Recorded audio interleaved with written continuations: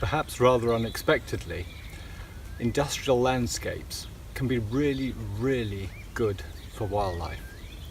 So here we have an old railway track that goes back to perhaps the 1950s or 1960s.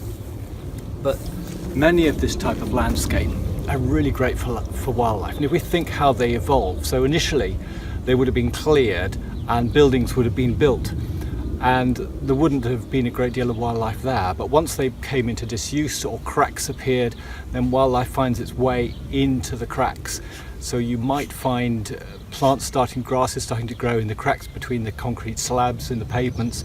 You might find patches of bare ground being used by bees, mining bees, burrowing bees, because there's something like 240 different species of those in the UK. But as time goes on, it gives a place for unusual sorts of wildlife which we don't normally see to find a foothold. So there are places like old quarries, like the Essex Wildlife Trust Chafford Gorges Reserve, which are very unusual, being with lots and lots of bare rock and lots of bare soil available for them to use. And as the situation develops, you very often get ponds and lakes appearing, like at Essex Wildlife Trust Gunners Park Wildlife Park, which is in the far side of Southend-on-Sea in the Shoebury area.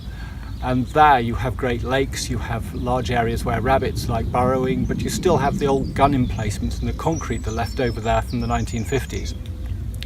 But it's great for wildlife. You get lots of different sorts of wildlife you wouldn't see anywhere else. If you leave it eventually, these places start to disappear into the forest and the trees will grow up.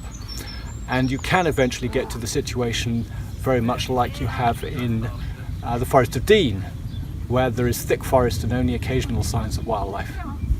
Thanks.